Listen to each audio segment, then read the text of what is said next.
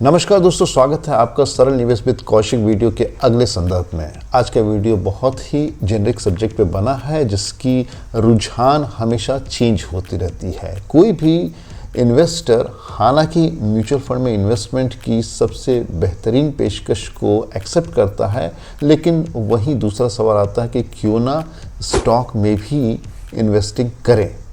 उसके कुछ अपने फ़ायदे हैं, कुछ अपने रिस्क हैं। जैसा कि हम म्यूचुअल फंड में जानते हैं कि म्यूचुअल फंड कभी भी manage by mutual fund manager, जो कि लोगों की मनी को अलग अलग तरीके से पूलिंग के थ्रू इकट्ठा करते हैं और अलग अलग सिक्योरिटीज़ में उसको डाइवर्सिफाई करते हैं। कि म्यूचुअल फंड मैनेज की जाती है एक professionally managed by mutual fund manager, जो कि आपको प्रोडक्ट में कहीं भी इंस्टेंट डाइवर्सिफिकेशन देती है through single mode of investment. लेकिन कंसेप्ट स्टॉक का टोटली डिफरेंट है। स्टॉक में किसी भी इन्वेस्टर को डायरेक्ट ओनरशिप मिलती है। He can buy a simple ownership और small ownership of that product, और over period of time it is giving a magnified return based upon the risk and reward ratio of the market. ऐसा मैंने बताया कि कोई भी stock usually हमें higher return potential देते हैं, लेकिन इसमें हायर कंसंट्रेशन ऑफ रिस्क होते हैं और एक रिसर्च एफर्ट चाहिए। जैसा मैंने बताया, रिसर्च एफर्ट आने वाले स्क्रीन वीडियो में बताऊंगा कि किसी भी इन्वेस्टर को किसी भी स्टॉक को चूज करने के पहले क्या मोटी मोटी 7-8 चीज़ों का ख्याल करना पड़ता है। जैसे कि वो प्रोडक्ट करता क्या है, उसकी इंडस्ट्री में पोजीशन क्या है, उसकी टिकट साइज़ क्या है, उसकी स्टॉक पी कैसी है, उसकी P&L की स्टडी करनी होती है। उसमें इन्वेस्टर में कहीं भी पोर्टफोलियो में प्रोमोटर की होल्डिंग देखनी होती है, FI/DIs की प्रोपोर्शन, और उसमें उसकी अलग बैलेंस शीट किस हिसाब से पढ़ें समझें। इन सारी चीज़ों को डिटेल रिव्यू कैसे करना है आइए समझते हैं। चलें अब हम समझते हैं स्टॉक सिलेक्शन क्राइटेरिया को आइडेंटिफाई करने के कुछ महत्वपूर्ण आधार बिंदु, मतलब कमोवेश 8 से 9 ऐसे पैरामीटर जिससे कंसीडर करके कोई भी इन्वेस्टर अपनी स्टॉक सिलेक्शन की जर्नी को स्टार्ट कर सकता है। डैशबोर्ड पे आपके सामने है एक स्टॉक अल्ट्राटेक सीमेंट। डेफिनेटली किसी के लिए भी बाय, होल्ड या परचेस ये रिकमेंडेशन नहीं है, this just for education purpose. So मतलब साफ है, किसी भी स्क्रिप्ट में इन्वेस्ट करने के पहले किसी भी इन्वेस्टर को सबसे पहले एक नॉलेज जाननी ज़रूरी है कि वो सेगमेंट करता क्या है, अपनी इंडस्ट्री का लीडर है या इंडस्ट्री में उसका कमोवेश कितना एक्सपीरियंस है, आगे की फोरसाइट क्या है। इसके जानने के साथ साथ जानना काफ़ी ज़रूरी हो जाता है कि उसकी मार्केट कैप कितनी है, स्टॉक पी क्या है, उसकी करंट प्राइसिंग क्या चल रही है, so that he can take a decision for next onward movement. तो स्टॉक प्राइस या NAV डिस्प्ले के लिए सबसे पहले आपके सामने रहती है चार्ट पे किसी भी स्टॉक की आप last 1 month, 6 month, 1 year, 3 year, 5 years, 10 years and max performance check कर सकते हैं। So these are the few indicators which can easily display the past performance और हिस्ट्री ऑफ दैट स्टॉक। यही नहीं, सिवाय प्राइसिंग और NAV के एक P रेशियो पैरामीटर भी काफ़ी ज़रूरी है।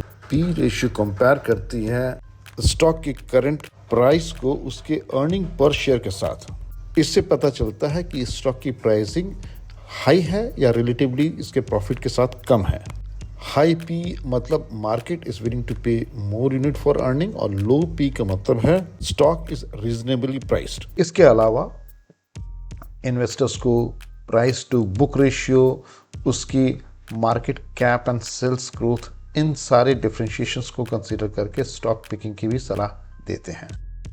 मतलब बिल्कुल साफ है, स्टॉक सिलेक्शन क्राइटेरिया में आपके फंडामेंटल एनालिसिस और technical analysis as well as दोनों का बड़ा प्रमुख पार्ट है।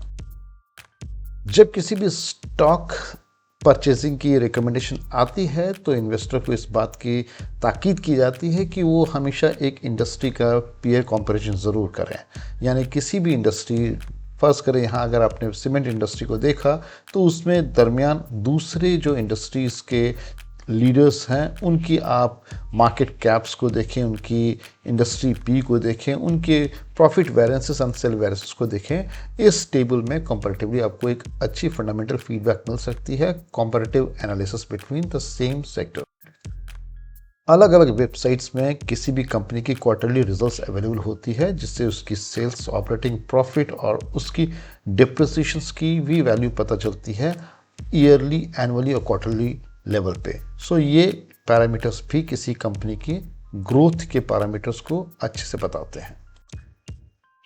कंपनी की प्रॉफिट एंड लॉस की समरी भी एक बहुत इंपॉर्टेंट कंसिडरेशन होती है, जिसमें कंपनी के ऑपरेटिंग प्रॉफिट, उसकी परसेंटेज, उसकी डिप्रिसिएशन और उसके नेट प्रॉफिट का आकलन भी ईयर द ईयर उसके परफॉर्मेंस के हिसाब से पता चलता है। इसी जगह पे कई एक अच्छे टूल हमें कंपनी की कंपाउंडेड सेल्स ग्रोथ, उसकी प्रॉफिट की ग्रोथ, उसकी स्टॉक प्राइसिंग की CAGR बताते हैं, जो कि किसी भी एक इंडस्ट्री पैटर्न के हिसाब से उसके साल, 3 साल, 5 साल या 10 साल की इंडस्ट्री रैंकिंग और उसके अप्रिसिएशन की वैल्यू को परसेंटेज के तौर पे बताते हैं। एक जागरूक इन्वेस्टर को कंपनी की बैलेंस शीट मोटे मोटे अंदाजे के लेवल पे जानना ज़रूर हो जाती है कि कंपनी के रिजर्व्स, बोरोइंग, दूसरी लायबिलिटीज़ कितनी है और उनके इन्वेस्टमेंट का दायरा भी कैसा है। सो इससे उनके टोटल एसेट का अंदाज़ा पता चल जाता है। किसी भी शेयर या स्टॉक सिलेक्शन के दरमियान एक तीसरी सबसे इंपॉर्टेंट चीज़ है ये जानना कि कंपनी में प्रोमोटर की हिस्सेदारी कितनी है। किसी भी कंपनी में प्रोमोटर की 50% एंड अबव की हिस्सेदारी एक अच्छी स्ट्रेंथ मानी जाती है। इसके अलावा कंपनी में FIs का क्या रुझान है, DIs का क्या रुझान है और पब्लिक कितना उसमें स्टेक्स मेंटेन करती है। सो ये ओवरऑल एक किसी भी कंपनी के ओवरऑल शेयर होल्डर पैटर्न्स को परखने की एक अच्छी टूल है। और आखिरी सबसे इम्पॉर्टेंट बात, किसी भी स्टॉक सिलेक्शन के क्राइटेरिया के बाद और उस वक्त भी हर एक इन्वेस्टर को उसकी एनुअल रिपोर्ट का खास ख्याल रखना चाहिए, जो कि किसी भी जर्नल या न्यूज़ में अवेलेबल होती है। उसकी क्रेडिट रेटिंग से उसके राब्ता होने चाहिए और उनकी कंपनी के टाइम टू टाइम अनाउंसमेंट को ज़रूर समझें, जो कि उनके स्टॉक सिलेक्शन को, डिसीजन को यस, नो या होल्ड पे ही उनके अवेयरनेस और उनके रिजल्टेंट को कंफर्म या एक्सेप्टेंस देते हैं। जैसा कि अभी आपने स्क्रीन रिकॉर्डिंग में देखा होगा कि कई पैरामीटर्स होते हैं जो कि किसी भी इन्वेस्टर्स को ना ही स्टॉक खरीदते वक्त कॉशनरी सिलेक्शन में हेल्प करते हैं, बल्कि इसकी परफॉर्मेंस मॉनिटरिंग में भी टाइम टू टाइम इंगेज रहना पड़ता है। यानी you can not just fill it and forget it. हमेशा याद रखें, किसी भी स्टॉक में सिलेक्शन के बाद भी लोगों को कॉशियस होना पड़ता है कि ये कहीं हाई कंपनी स्पेसिफिक या सेक्टोरियल रिस्क तो नहीं है। क्यों? क्योंकि कोई भी अगर बैड पिक होती है तो ये आपकी पोर्टफोलियो को सिग्निफिकेंटली डैमेज करते हैं। स्टॉक पोर्टफोलियो बिल्डअप में या स्टॉक पोर्टफोलियो इन्वेस्टमेंट में किसी भी एक आम इन्वेस्टर को कंटिन्यूस रिसर्च की ज़रूरत होती है। हमेशा उसकी रिजल्ट को ट्रैक करना पड़ता है और इमोशनली कंट्रोल होना पड़ता है ओवर द वॉलेटिलिटी। यानी किसी भी मार्केट करेक्शंस में कई एक ट्रेंडिंग सेक्टर्स कभी भी डाउनवर्ड फॉल पे जाते हैं, जो कि आपके पोर्टफोलियो को काफ़ी नुकसान भी दे सकते हैं। इसके लिए कंटिन्यूस रिसर्च, मॉनिटरिंग, एक हाई स्किल सेट की भी ज़रूरत होती है। किसी बंदे में किसी भी फिनेंशियल प्रोडक्ट के एनालिटिकल स्किल होनी चाहिए। Then only he can make his portfolio well diversified in terms of stock selective picks. So जब एक आम इन्वेस्टर की बात आती है who is having limited financial exposure, he don't have time to continue his analysis into the market, उसको क्या करना चाहिए? कहानी बड़ी सिंपल है, let professional manage your portfolio. एक कहीं भी सर्टिफाइड फाइनेंशियल प्लानर आपको गाइड कर सकता है आपके रिस्क रिलेटेड प्रोडक्ट को कहाँ डाइवर्सिफाई करें।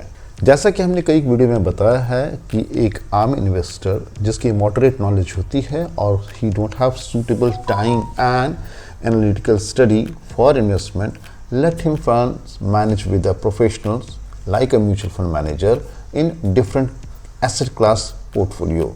जैसे कि वो अपनी फंड को क्राइटेरिया में डाल सकते हैं, he can go for the large cap, mid cap, small cap, multi cap and so on.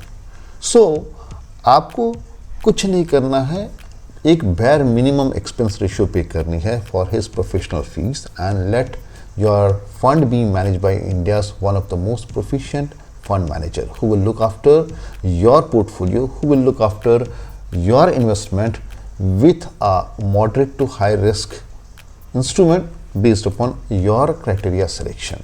So आप स्टॉक में अगर तो अच्छी समझ रखते हैं, अगर उसकी पीरियोडिक समीक्षा खुद कर सकते हैं, अगर आपकी वो रिस्क टेकिंग प्रोफाइल है, definitely welcome to the stock industry. Otherwise very easy, very simple exercise.